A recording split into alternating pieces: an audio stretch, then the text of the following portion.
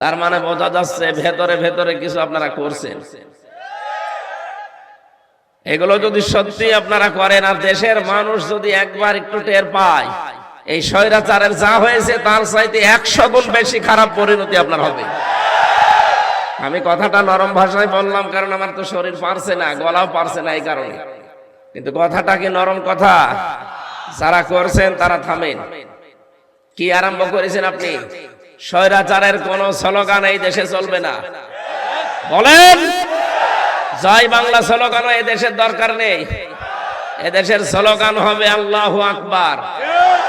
এটা চান না? নারায়ে তাকবীর। কারা চান রাষ্ট্রীয় ভাবে এটা দেখি? লিল্লাহে তাকবীর।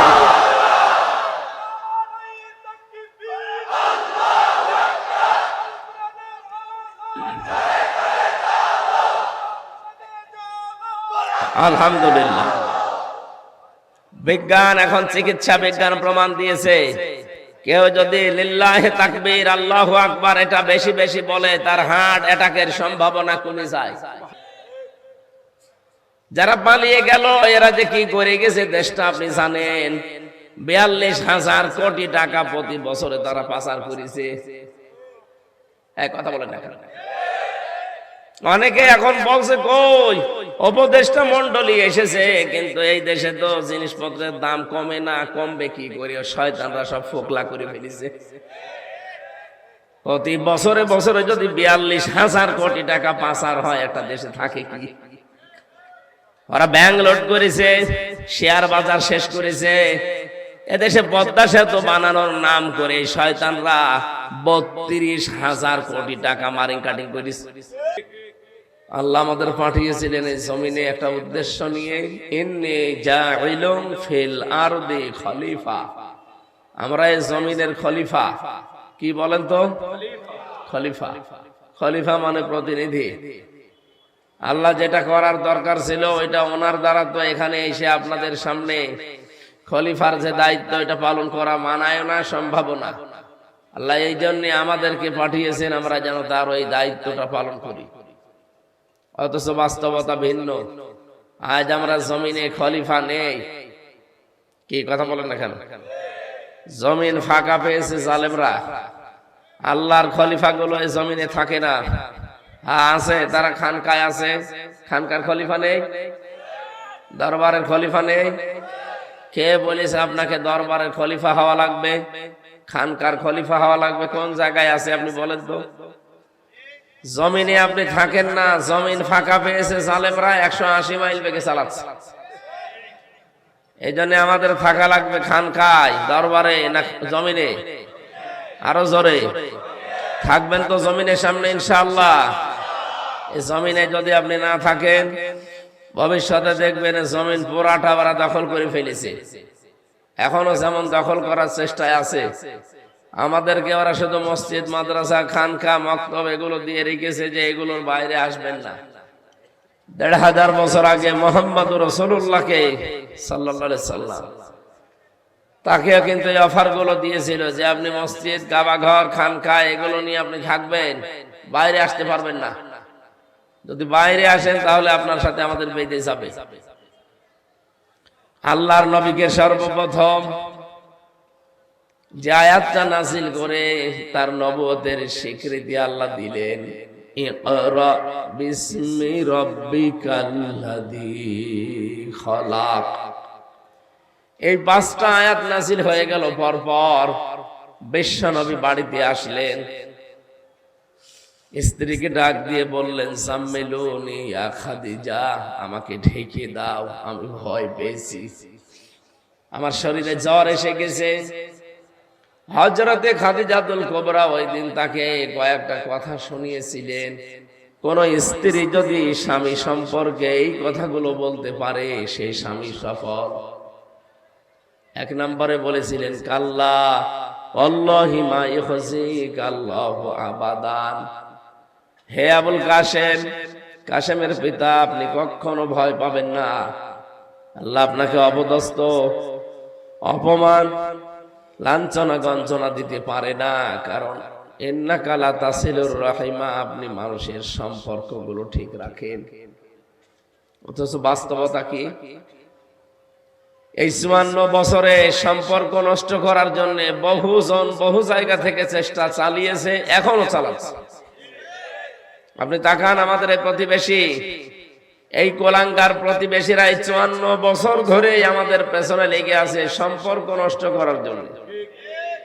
বিশ্বের আমাদের কাছে যাদের সম্পর্ক ছিল ওগুলোও যেন না থাকে, এজন্য নতুন নতুন করে জঙ্গি নাটক সাজিয়ে আমাদের এতদিন পর্যন্ত বিশ্বের কাছে কালার করেছে। বলেন 21শে আগস্ট গ্রেনেড হামলা যেটা, এটা এখন তথ্য বের হচ্ছে, এটা নাকি ওরা নিজেরা এগুলো করেছিল, করে এদেশকে যেন একটা জঙ্গি রাষ্ট্র হিসাবে প্রমাণ দেওয়া যায় পৃথিবীতে, সেই চেষ্টায় ছিল তারা। সব এখন ভিডিও আকারে বের হয়ে যাচ্ছে। প্রশ্ন আসতে পারে এতদিন বের হইলো না কেন?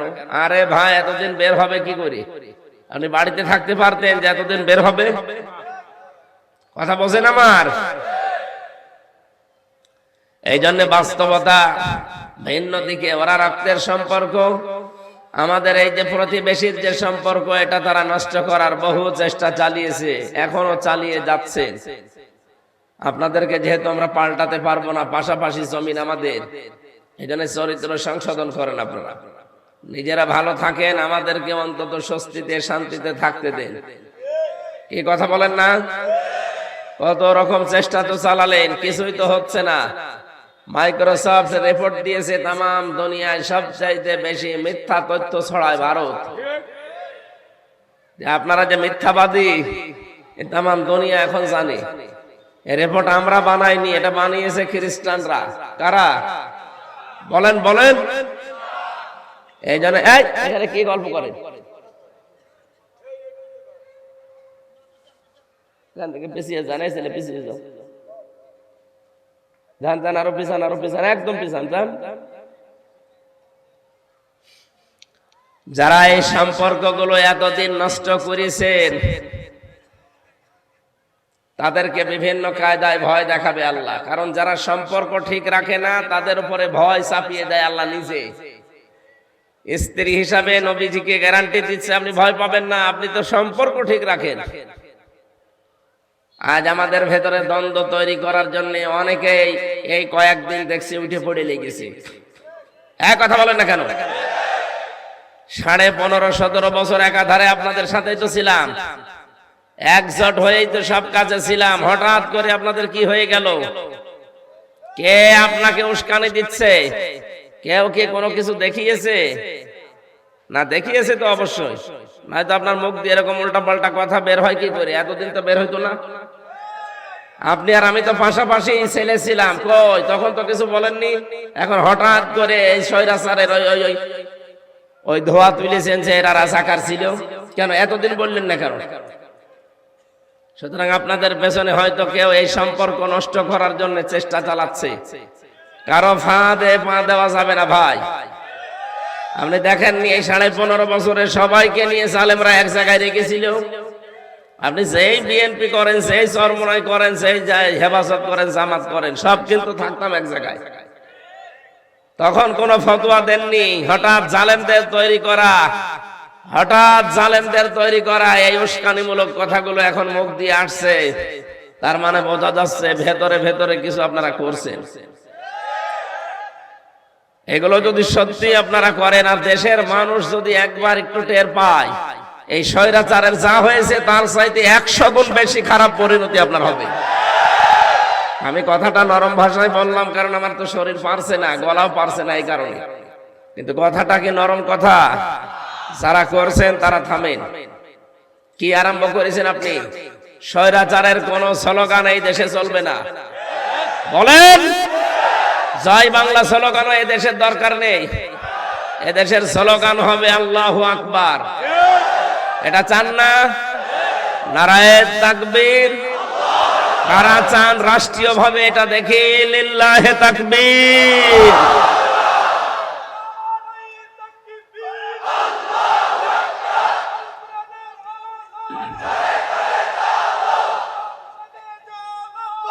আলহামদুলিল্লাহ। বিজ্ঞান এখন চিকিৎসা বিজ্ঞান প্রমাণ দিয়েছে কেউ যদি লিল্লাহে তাকবীর আল্লাহু আকবার এটা বেশি বেশি বলে, তার হার্ট অ্যাটাকের সম্ভাবনা কমে যায়। কেউ যদি জয় বাংলা বেশি বেশি বলে, ওর তো মরণ হওয়ার কথা না। সুতরাং এগুলো বাদ দেওয়া লাগবে। বিপ্লব কুমার সরকার এটা কোলাঙ্গার। এই শয়তান জানিয়েছিল লিল্লাহি তাকবীর আল্লাহু আকবার এটা জামাত ইসলামের স্লোগান। এটা কি জামাতের? আমি যে আয়াত পড়েছি তার কয়েকটা আয়াত আগে আল্লাহ এটা শিখিয়েছেন, ওয়াকাব্বিরহু রাব্বাকা ফাকাব্বির। হে নবী, আপনার রবের নাম তাকবীর দেবেন। সুতরাং ৯৬% মুসলমানের এই দেশে তাকবীর হবে কার নামে? এটা যদি কেউ রাজনীতি মনে করেন, এটা যদি কেউ ধর্ম ব্যবসা মনে করেন, হ্যাঁ এইটাই আমার ধর্ম ব্যবসা, এইটাই আমার রাজনীতি, এর বাইরে যা আছে সব দুর্নীতি। কারণ আল্লাহর চাইতে আপনি বেশি সফিগিরি দেখাবেন না। অনেকের বক্তব্য এখন স্পষ্ট বলছে, আমরা ভারতকে আশ্বস্ত করেছি, আমরা ভারতকে আশ্বস্ত করেছি এই দেশে উগ্রবাদী মৌলবাদী কেউ মাথা ছাড়া দিতে পারবে না। কেন এই 15 বছর বলেননি? আমরা আশা করব এরকম কোন কথা মুসলমানদের দিকে ইঙ্গিত দিয়ে আপনারা বলবেন না। আপনারা সাথে মাতাল হলেও যেমন তালে ঠিক আছেন, আমরাও সাথে মাতাল হলেও তালে ঠিক আছি। আমরা জানি কাকে বলতে চাচ্ছেন আপনি, কাকে আপনি মৌলবাদ বলে গালি দেন। এ মৌলবাদ না থাকলে আপনার বাবা মায়ের বিয়ে হতো? আপনি যে আজকে পরিচয় দেন মুসলমান বলে, এই পরিচয়ও থাকতো না, মানুষ আপনাকে জারোর সন্তান বলে গালি দিত। সুতরাং বাঁচিয়ে দিয়েছি আমরা। আর আমাদের নামে এখন যার ওসিলায় খানা হয় তারা আপনি চেনেন না, খাইলেন মোল্লা চিনলেন না। স্ত্রী ডাক দিয়ে বলে, স্বামী কিসের ভয় আপনার? আপনি তো রক্তের সম্পর্কগুলো ঠিক রাখেন। এখানে কত মানুষ বসে আছে, দেখতে মনে হয় খুব ভালো মানুষ, কিন্তু আপন রক্তের সাথে সম্পর্ক ভালো না।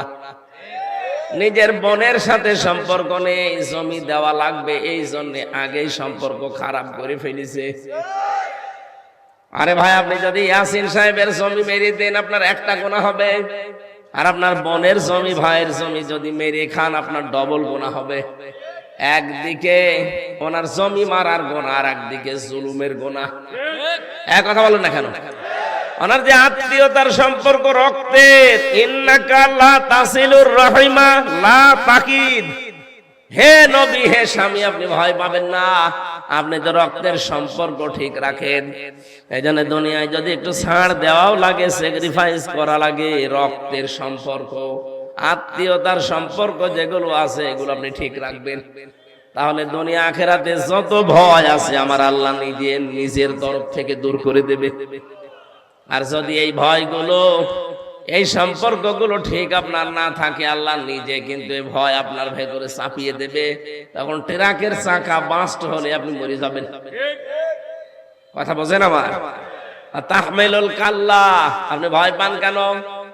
আপনি তো মানুষের বোঝা বহন করেন, মানুষের ঋণের বোঝা, দুঃখের বোঝা, কষ্টের বোঝা গুলো আপনি হালকা করে দেন, আপনি ভয় পাবেন না। বাংলাদেশে আমরা দেখি অনেকে আরো বোঝা মানুষকে হালকা করা দূরের কথা আরো বাড়িয়ে দেয়। যারা পালিয়ে গেল এরা যে কি করে গেছে দেশটা আপনি জানেন। ৪২,০০০ কোটি টাকা প্রতি বছরে তারা পাচার করেছে। এক কথা বলেন না। অনেকে এখন বলছে কই উপদেষ্টা মন্ডলী এসেছে, কিন্তু এই দেশে তো জিনিসপত্রের দাম কমে না, কমবে কি করে? শয়তানরা সব ফোকলা করে ফেলেছে। প্রতি বছরে বছরে যদি ৪২,০০০ কোটি টাকা পাচার হয় একটা দেশে থাকে কি? ওরা ব্যাংক লোড করেছে, শেয়ার বাজার শেষ করেছে। এদেশে পদ্মা সেতু বানানোর নাম করে শয়তানরা ৩২,০০০ কোটি টাকা মারিং কাটিং করেছে। যদিও এই দেশে ৫ তারিখের পর থেকে আমরা দেখতে পাচ্ছি অনেকে শুধু বড় শয়তানটাকে গালি দেয়। আরে ভাই, শত শয়তানও কম বড় না। পাবনার রূপপুরে ঈশ্বর দিতে এখান থেকে কত কোটি কোটি টাকা এই ছোট শয়তানের পরিবার, তার মেয়ে, এরা সরিয়েছে। এই জন্য শুধু বড়দার উপরে রাগ করে গালিগালাজ করে শেষ করে দিচ্ছে অনেকে। ছোটটা যে আরো শয়তান ছিল, এই কথা বলেন না কেন? আমি এটা এই জন্য বলছি কারণ বড়টার এখন অবস্থা যা, এদেশের মানুষ এখন ফকিরকে ভিক্ষা দেবে, তাও ওকে দেবে না। কিন্তু ছোটটাকে অনেকে রিপ্লেস করার চেষ্টায় আছে যে এইটা নির্ভেজাল। কে বলেছে নির্ভেজাল? এটা আরো বড় শয়তান। কিসের নির্ভেজাল? এদেশে যত টাকা মারিং কাটিং করেছে তার ভেতরে 3 ভাগের 2 ভাগ মেরেছে এই ছোটটা। এদের সাথে যাদের সম্পর্ক বেশি তারা এখন চেষ্টা চালাচ্ছে কি করে দাদা বাবুদের ধরে আবার এই দেশের উপরে ওঠা যায়। এই দেশের উপদেষ্টা মণ্ডলের একজন শ্রদ্ধাভাজন ব্যক্তিত্ব গতকালকে অলরেডি জানিয়ে দিয়েছে, কোন চোরকে এই দেশে আমরা আর বসাতে চাই না। কথা বলেন। এই দেশের সংসদে বসবে তারা যারা বুকে কোরআন নিয়ে সংসদে ঢুকতে পারে। এটা যদি আপনার কাছে ধর্ম ব্যবসা মনে হয়, হ্যাঁ এটাই ধর্ম ব্যবসা। আমি আপনার মতো শুধু সিজন আসলে মাথায় টুপি মাথায় দেই না। আপনার মতো টুপি মাথায় দিয়ে সিজন আসলে শুধু ভোট চাই না, আমরা সারা বছরই মাথায় টুপি রাখি। এই লোকটার মাথা থেকে সারা বছরে টুপি খুলতে দেখেছেন? বলেন। এই লোকটা যদি কোরআনে কারিম বুকে নিয়ে যেতে পারে সংসদে, আর যদি আইনটা পাশ করতে পারে, মাননীয় আদম স্পিকার আমরা নামাজের বিল চাই, যদি 151 জন হয়ে যায় 300 জনের ভেতরে, যদি ওই রায়টা কার্যকর হয়ে যায়, জয়যুক্ত হয়ে যায়, এই দেশে নামাজের ওয়াজার কোনোদিন করা লাগবে না। 18 কোটি মানুষ ঠিক আসরের পর থেকে নামাজ আদায় করবে। বলেন। আপনি হয়তো একটা ভোট দিয়েছিলেন, কিন্তু 18 কোটি মানুষ নামাজ পড়লে যে সওয়াব হয়, আপনার একটা ভোটের কারণে আপনি সেই সওয়াব পাবেন। এইটা রাজনীতি হয় কি করে? এইটাই তো আসল নীতি। অতাকসিবুল মাদুমা, স্ত্রী বলেন, আপনি তো যে মানুষগুলো এই পৃথিবীতে পোশাক ছাড়া তাদের পোশাকের ব্যবস্থা করে দেন। কত মানুষ এই দুনিয়ায়, এই যে শীতের রাত এখন, এই শীতের সময় কত মানুষের কম্বল নেই, শীতে কাঁপতেছে। আমরা আহ্বান জানাবো যাদের টাকা পয়সা এখনো আছে, কি করবেন আপনার টাকা দিয়ে যদি মানবতার পেছনে ব্যয় না হয়? আপনার টাকা দিয়ে 10 লাখ টাকার কম্বল কিনে বাড়িতে বাড়িতে দিয়ে আসতে পারেন না? এই চট্টগ্রাম বিভাগের এক পীর নামে শয়তান, সে ঘোষণা দিয়েছে মাওলানা মিজানুর রহমান আজহারের মাথা নিয়ে আসো, 10 লাখ টাকা দেব। আমার মনে হয় তার কাছে দুদক পাঠানো দরকার। এত বড় শীত চলে যাচ্ছে, কই তাকে তো দেখি না 20 লাখ টাকার কম্বল কিনে মানুষকে দিতে, শীতার্ত মানুষের পাশে দাঁড়াতে, অথচ একজনের মাথার দাম আপনি 10 লাখ ঘোষণা করেন। তাহলে আপনার টাকা আছে কত? হ্যাঁ, কথা বলে না কেন? আমার মনে হয় দুদক তার কাছে পাঠানো দরকার, যে দেখেন তো কি আছে। পীর নামে যে ব্যবসাগুলো খুলে সারা দেশে একই অবস্থা, ওরা যখন দেখে যে না ইসলাম আসলে আমাদের এই ব্যবসা তো চলবে না, তখন তারা উল্টা পাল্টা ফতোয়া দেয় যে যা হয়ে যায় যাক, আগে ইসলামী আন্দোলন একামতের দিন যারা, এদেরকে ঠেকান। কারণ ওরা ভালো করে বোঝে যে কোরআন আসলে আমরা যে ব্যবসা করে খাই এটা আগে বন্ধ হয়ে যাবে। অতঈনু আলা দীনি অতঈনু আলা নাওয়াইবিল হক। হে নবী, আপনি, হে আমার স্বামী, কখনোই ভয় পাবেন না। আপনি তো সত্যের সাক্ষ্য দেন, সাহায্য করেন সত্যকে প্রতিষ্ঠার জন্য। আমরা তো এইটাই চাচ্ছি। এই দুনিয়ায় সবচাইতে বড় সত্য আল্লাহর কোরআন, এর চাইতে সত্য আছে বলে আপনার মনে হয়? আরো জোরে বলেন। আমরা তো চাই এইটার প্রতিষ্ঠা। এই দেশে যারা একামতের দিনের দায়িত্ব পালন করে, কোন মানুষ যদি চায় যে আমি নিজে প্রতিষ্ঠা হবে, তার পেছনে থাকা জায়েজ নেই। কি কথা বলছেন? আর আমার যতটুকু বাস্তবতা আমি দেখেছি, না যারা সত্যি মন থেকে একামতের দিনের দায়িত্ব পালন করে, ওরা কখনো চায় না যে আমি দায়িত্ব পালন করব, জোর করে দেওয়া হয়, নিতে চায় না। বলেন। এই যে সেই গুণগুলো বললাম হাদিস থেকে, কোন মানুষের ভেতরে যদি এই গুণগুলো পাওয়া যায়, স্ত্রী যদি সাক্ষী দেয়, আপনি বুঝবেন আপনার জীবন সাকসেস, সফল হচ্ছে। বিশ্বনবী বাড়িতে আসলেন, অনেক দিন ওহি বন্ধ ছিল। এই 5টা আয়াতের পর নবীজি ওই কম্বল গায়ে দিয়ে, চাদর গায়ে দিয়ে তিনি শুয়ে আছেন ভয়তে ভয়তে। নবীজিকে বারবার স্ত্রী ডাক দিয়ে বলছে, আপনি ভয় পাবেন না। ভয় পান কেন? যে কথাগুলো বললাম এগুলো থাকলে ভয় পাওয়া লাগে না। এর পরবর্তীতে মহান আল্লাহ সূরা মুদ্দাসসিরের 1 থেকে 7 নাম্বার আয়াত পর্যন্ত জিবরাইলকে দিয়ে পাঠিয়ে দিলেন। আমরা সেখান থেকে তার পরবর্তীতে পড়েছি, ইয়া আইয়ুহাল মুদ্দাসসির কুম ফানদির রাব্বাকা ফাকাব্বির। হে কম্বলওয়ালা, এভাবে শুয়ে থাকার জন্য আপনাকে আমি পাঠাইনি। ওঠেন, রাব্বাকা ফাকাব্বির, আপনার রবের শ্রেষ্ঠত্ব ঘোষণা করেন। ফানসির, মানুষকে সতর্ক করেন। বিশ্ব নবী দায়িত্ব পাওয়ার পরে তিনি উঠে দাঁড়ালেন। সতর্ক আরম্ভ করব কাকে দিয়ে? তিনি শুরু করলেন তার নিজের পরিবার থেকে। ওয়াজির আশিরাতাকাল আকরাবিন, আপনি সতর্ক করেন আপনার পরিবারস্থ লোকদের, যারা নিকট আত্মীয়, তাদের থেকে। এই আয়াত থেকে মাসলা বের হয়, দুনিয়াতে আমরা যারা দাওয়াতি কাজ করব, দায়ী ইলাল্লাহ, তাদের প্রথম কাজ হবে নিজের পরিবারস্থ আত্মীয় স্বজন, নিকট আত্মীয়দেরকে দিয়ে শুরু করা। এক কথা বলে না কেন?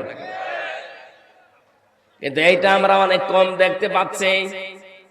এই কুমিল্লা নোয়াখালী থেকে চলে যাচ্ছে সেই খুলনাতে, যশোরে, কুষ্টিয়ায়, অথচ নিজে আত্মীয় স্বজন, নিকট আত্মীয়, বউ, ছেলে মেয়ে এখনো ইসলামের উপরে ওঠে নাই, ওর চিন্তাও নেই। এই জন্য আমাদের উচিত হবে সর্বপ্রথম শুরু করা। নবীকে আল্লাহ দিলেন আকরাবিন, নিকট আত্মীয় দিয়ে শুরু করেন। আমরাও যদি নিকট আত্মীয় দিয়ে সত্যি শুরু করতে পারতাম, তার পরিবার থেকে অনেক মানুষ অনেক সাপোর্ট পেতাম। আজ হাজারো মানুষ আমরা পরিবার থেকে কিন্তু সাপোর্ট পাচ্ছি না, শুধু এই আয়াত সামনে না থাকার কারণে। কথা বলে না কেন? মুহাম্মদুর রাসূলুল্লাহ পরিবারের সাপোর্টের ব্যাপারে জানিয়েছেন। নবীজি বলেন, এই পৃথিবীতে উত্তম স্ত্রী তো তারা যারা নিজের স্বামীকে দিনের পথে, ইসলামের পথে চলতে গিয়ে সাহায্য করে, সহযোগিতা করে, উদ্বুদ্ধ করে। আপনারা খাদিজাতুল কুবরার নাম শোনেননি? মাইক গলা ভেঙে যাচ্ছে কেন? আওয়াজ বাড়িয়ে দেন। হযরতে খাদিজাতুল কুবরা রাদিয়াল্লাহু তাআলা আনহা, এদিকে তাকান। তিনি জীবনে কোনোদিন এক ওয়াক্ত নামাজ পড়েননি, একটা রোজা রাখেননি, একটা টাকা যাকাত দেননি, হজও জীবনে করেননি। অথচ আল্লাহ জান্নাতের ভেতরে নিজে একটা ঘর তৈরি করে খাদিজাকে সুসংবাদ পাঠিয়েছেন। মেয়েরা যারা এসেছেন তাদের এক কথাই বলছি, শুধু নামাজ পড়া, রোজা রাখা, কালো বোরকা পরা ইবাদত না, জান্নাতে আপনি যেতে পারবেন না। আপনার স্বামীকে খাদিজার মতো পেছন থেকে সাহায্য করা লাগবে, সহযোগিতা করা লাগবে, উদ্বুদ্ধ করা লাগবে, ছাড় দেওয়া লাগবে। কথা বলে না কেন? আপনার স্বামী যদি সত্যি একামতে দিনের কাজে থাকে, অজি দায়ী আল্লাহর কাজে থাকে, মানবতার সেবায় থাকে, আপনি ঘরে বসে তাকে আরো সাহায্য করবেন, ছাড় দেবেন, সময় দেবেন, তাকে উদ্বুদ্ধ করবেন। আপনি তাহলে খাদিজাতুল কুবরার সাথে জান্নাতে ওনাকে আল্লাহ ঘর বানিয়ে পাঠিয়েছিল, আপনাকে আল্লাহ একটা ঘর বানিয়ে পাঠিয়ে। ঘর হয়তো এভাবে সুসংবাদ আসবে না, মৃত্যুর পরে আপনি খাদিজার সাথে পাশাপাশি জান্নাতে থাকতে পারবেন।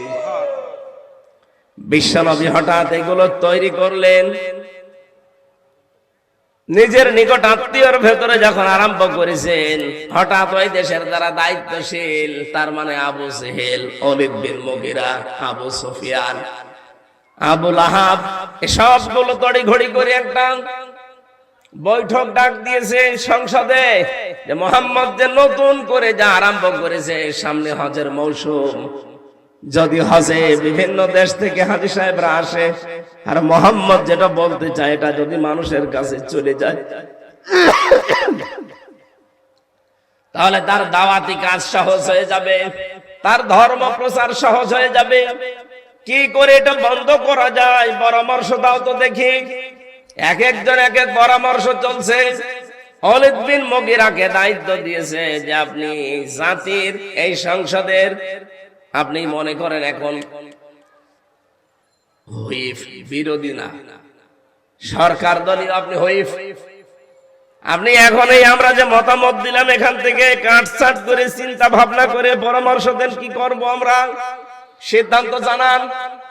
একজন পরামর্শ দিয়েছে, কাজ করো, মুহাম্মদের বিরুদ্ধে আজকে থেকে একটা বদনাম ছড়িয়ে দাও যে মুহাম্মদ মিথ্যাবাদী। বলেন নাউজুবিল্লাহ। খালিদ বিন মুগীরা বলছে, না, ও তো আমাদের সামনে বড় হয়েছে, এই 40টা বছর জীবনে অনেক কোনোদিন মিথ্যা কথা বলতে শুনিনি, এইটা জনগণ খাবে না, আর একটা নিয়ে আস। আর একজন বলছে, এক কাজ করেন, ওকে শুধুমাত্র মিথ্যাবাদী বলা যাবে না, ওকে আপনি এক কাজ করেন, কবি বলে চালিয়ে দেন। লোকজন বলছে, না, ও যেভাবে তেলাওয়াত করে ওটা কবিতার মতো শুধু না, কবিতা তো একবার পড়লে আর একবার পড়তে মন চায় না, কিন্তু এ যে পড়ে একবার পড়লে মনে হয় একেবারে কলিজার ভিতরে লাগে, এটা দিয়ে কাজ হবে না। আর একটা বলো, কেউ বলছে এখন এক কাজ করুন, ওনাকে গণক বানিয়ে দেন, এইটা বলে প্রচার করেন যে মোহাম্মদ গণক, এটাও খাবে না।